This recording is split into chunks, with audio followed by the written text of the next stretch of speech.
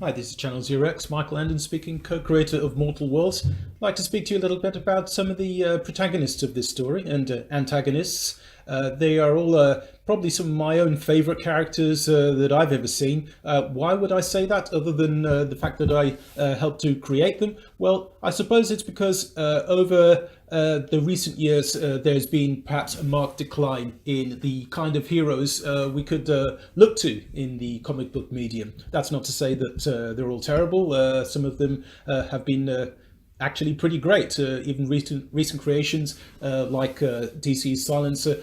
But I would perhaps like to take this opportunity to introduce you to some characters which the like of which you may not have encountered before, because these characters are essentially the original crew of a super soldier police force who were tracked down and hunted by their successors for the reason that they had an issue with sacrificing, let's say, individual lives, so-called casualties of war, who were considered expendable by their ruling government.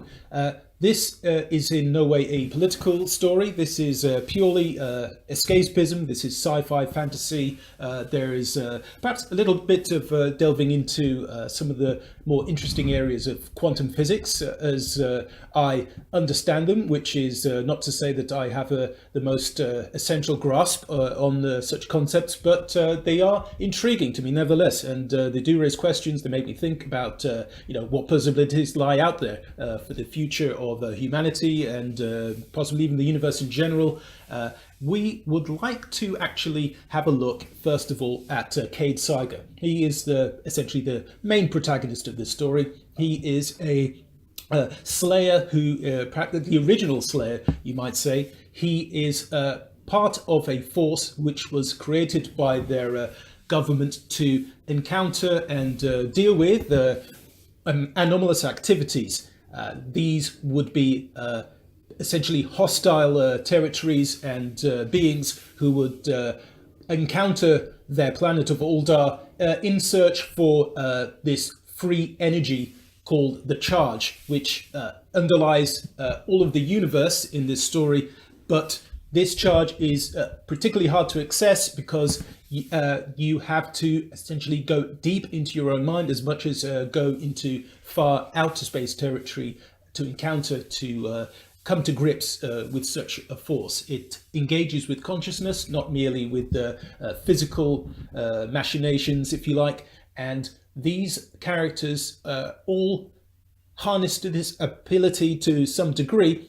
Cade Saiga is the first to have cracked this code, if you like, by going into a lab which he volunteered for to try and engage with force unlike that of which anybody in humanity had previously seen.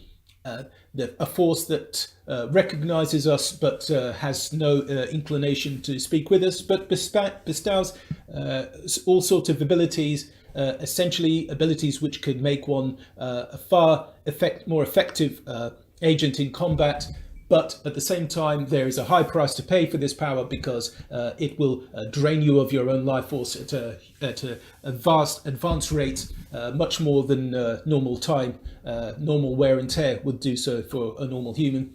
So you have to watch out with using this power. If you go all out with it, it will deplete you pretty fast and knock you out of your position, will take you out of the picture altogether, doing the enemy's job for them. Cade Saiga is not somebody who is particularly complicated. He is a good guy at heart. He wants to ensure that as few people as possible in war actually have to suffer the consequences. As few people have to be taken out as he can manage, but if necessary, he will use all means necessary to take down the opposition if the situation requires it. The situations generally being where his planet or other associated allied planets are under threat from extraterrestrial, ultra-terrestrial forces who seek to essentially drain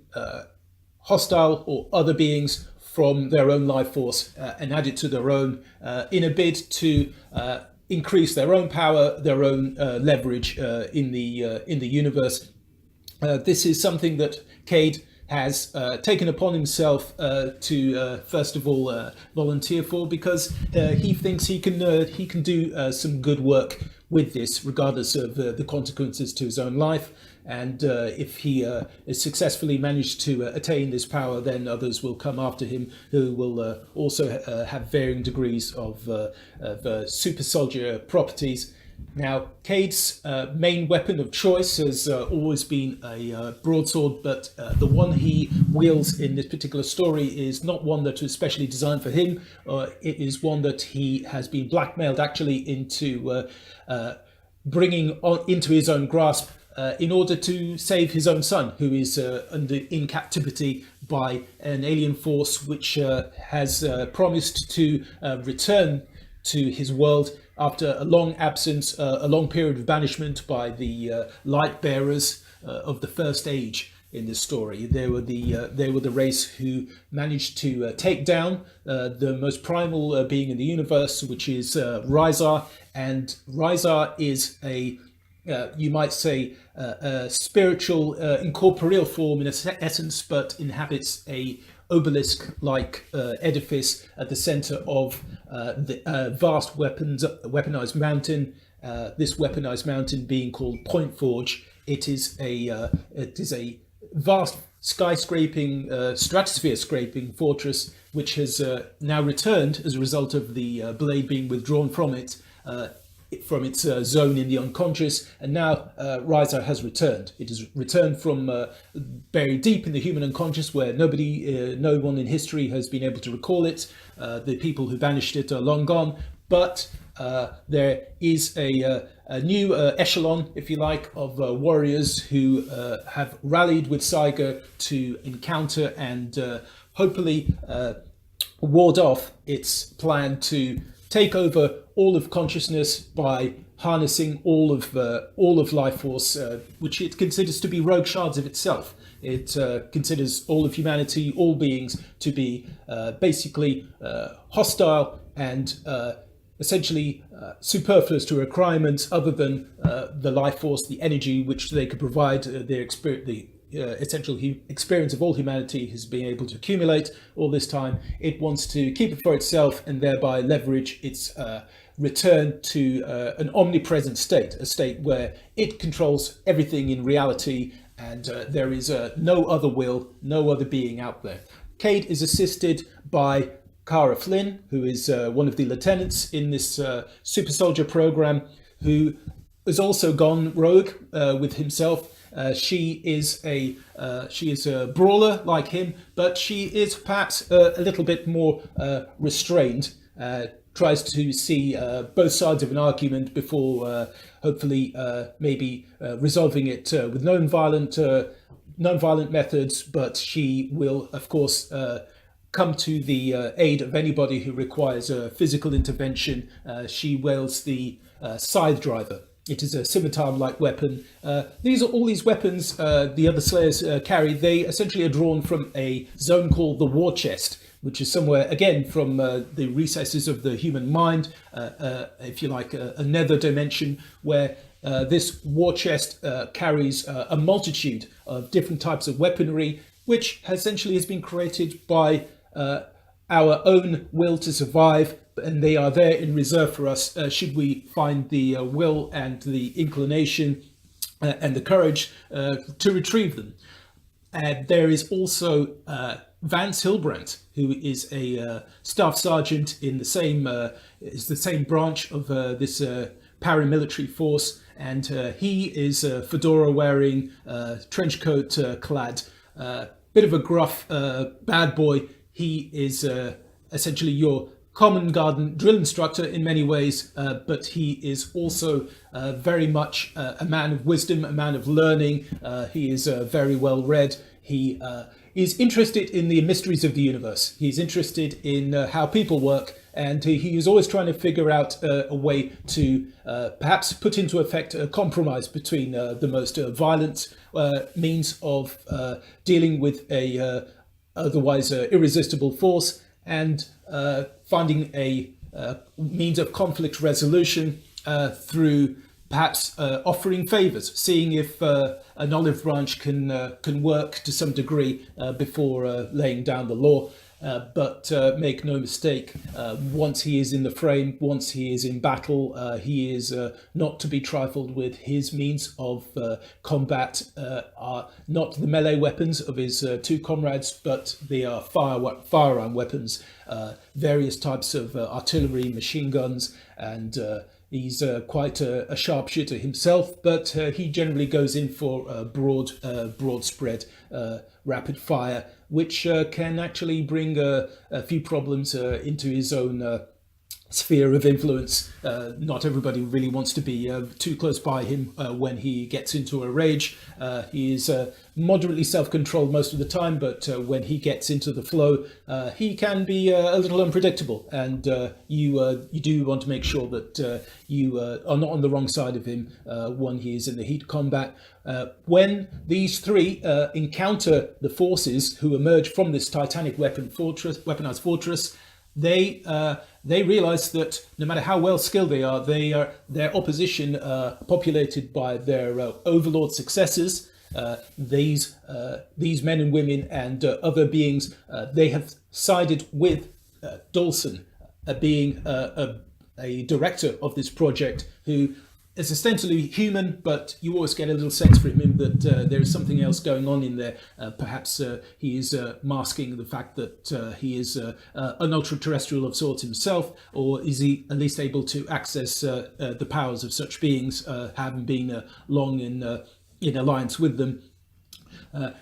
Dawson does not want to simply eliminate the Slayers. He wants to ensure that his master, Rysar, is able to use them as perhaps a pilot study into how his master can reach the levels of omniscience that he once enjoyed before the spark of awareness rose in the rest of the universe, where once it was all alone. And he wants to ensure that he is on the right side of Rysar if Rysar ever comes to full power, which it looks like is inevitable. It's a few nights away. There's an eclipse coming, a solar eclipse over the planet, and when this happens, it is prophesied by the ancient historians of ancient prehistory, that this will be the night where all of humanity will have to accede to their originator, and they will have to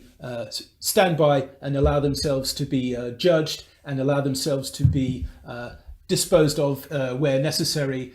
Any accumulated knowledge that Rysar gains from harnessing the life force of everybody else will ensure that there is total awareness for this being. It will know the be and end all, how everything started, how everything is, how everything will end, and it will have overall say over how this will shape out. Now, there is a agent of Nargon's, a Hell Knight, if you like, who has followed Cade Saga out of the unconscious zone, where he retrieved the sword from this mountain summit originally, before it returned to this planet. And this being Nargon seems to have had perhaps a form of history of Saiga which Saiga himself is not aware of. Quite possibly they met in combat in previous times, perhaps a previous life, who knows. But Nargon certainly seems to know more about Cade than Cade would like to admit, because he is always one step of the warrior. Nargon is an 8-foot armor-clad brute, but is quite adept at psychological warfare, as well as being pretty brutal in close combat. He is possessed of an arm-mounted cannon, which he uses to take out military aircraft and land machinery, cityscapes, and of course any slayers or other hostiles which he considers to be in the way of its master's progress.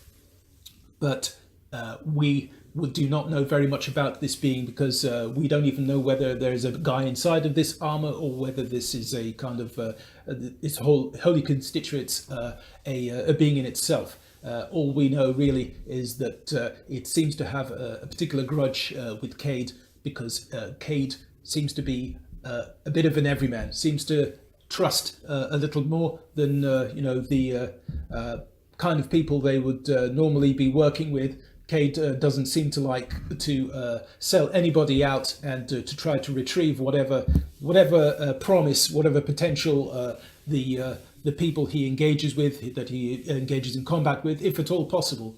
And Nargan is always very quick to point out the futility and the naivety of this in Cade, constantly trying to disparage his motivations, while in the heat of combat with him, these are methods it uses to try and pick at the underlying doubt, maybe at the core of Saiga's soul, where he has his own doubts about his own place in the world, and his own doubts about the nature of his job, his former job. And now Cade is just a fugitive, essentially, who is, though in alliance with his comrades, they have had to team back up with the government that once hunted them down, rather than the shadow government that Dawson represents. The ostensible normal government of Aldar is almost in hiding. They are left to decimated to a very small fleet, which are attempting to encircle this mountain and evade its weapons, and get close enough to have a pilot sortie, breach its walls, its the mountain foothills and such, and to storm its battlements, to reach the being at the center of this vast mountain, which seems to be the final stronghold, if possible, of all existence. Everybody else who is not an agent of this mountain is quite clearly expendable to Ryza. But there are quite a few forces mounted against Saiga and his comrades, who are not necessarily agents directly of Ryza. He has made a few enemies himself in the way, and it looks like there's a possibility that some of them can be brought back into the fold in a way. They perhaps can be trusted enough, at least in the aspect of they being interested in their own survival. They can forge an alliance, they can forge a truce, and hopefully combine their forces to mount a suitable opposition to Ryza, despite its overwhelming firepower, its overwhelming numbers. There are beings of all manner of cryptids who are very happy to use whatever supplies that Ryza is able to provide in all of its capacity, its infinite wisdom. And these seem to dwarf in magnitude anything that Saiga can show, but there is the possibility that this weapon, this sword called the Claymore, that Saiga retrieved from the mountain, the very weapon that actually disposed of Mount Ryza in the first place, it can be possibly put back into the obelisk within which Ryza resides, and send down the mountain once and for all. But this is perhaps a more unlikely prospect than any of our heroes would expect, because there is of course also the possibility that even if such a thing were possible, that Ryza could escape again. So they need to ensure that this is definite, but they've got to take whatever chance they get. They are aided by the Scryer, who seems to be a vestigial spiritual force, a woman dressed in robes and a battle helmet, who seems to have been the actual individual who took down Ryza in the first place, but sent herself down into the unconscious at the same time, was imprisoned in that realm, and has also returned to try and aid the forces of the Hold, as they have come to call themselves, now that they are so overwhelmingly opposed by seemingly a universe hell-bent on the destruction of freedom, on the destruction of humanity, and the destruction of everything that anybody else could hold dear, because it seems that we have been naive and assuming that our own will has been our own property. It seems that we have been borrowing it, renting it, if you like. It's a loan from Ryza, a loan to which it didn't even agree, and it is calling it all in, and it will not stand for, it'll brook no opposition. and it has beings on its side who are actually completely devoted also to it, not simply ones vested in their own survival, but ones that actually believe it is the supreme being,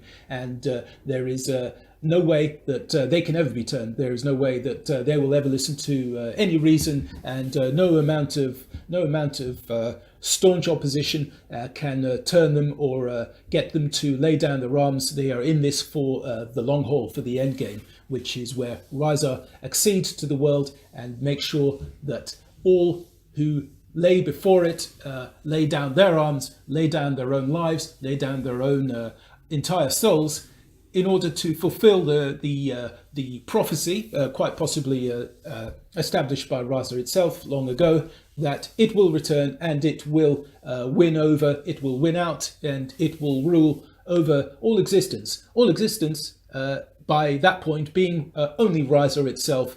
And there is of course, also a couple of subplots to explore, including where this being R'yzar actually has in its captivity Cade's son, Eldridge Saigo, who quite possibly he is the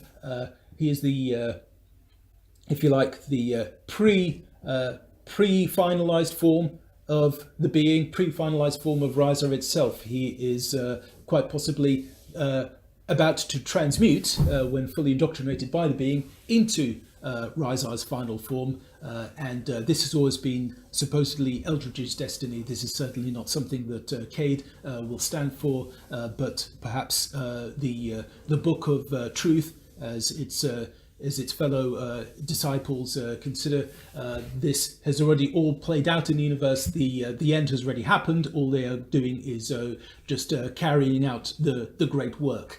And now Cade will try everything in his power to bring his son back to him. But of course, if the son is being used as a human shield, that makes things all the more difficult. What makes things even harder is when they discover that quite possibly to destroy R'yzar or take it out in any way could quite possibly cut the lifeline that we all have to the universe, would actually destroy our own life force, because it has always been derived from R'yzar. It is in a sense the originator of our own will, and so it is the ultimate dead man switch. If we try to take down Mount R'yzar, try to take out R'yzar in entirety, this would end all existence. So there is a great big problem here.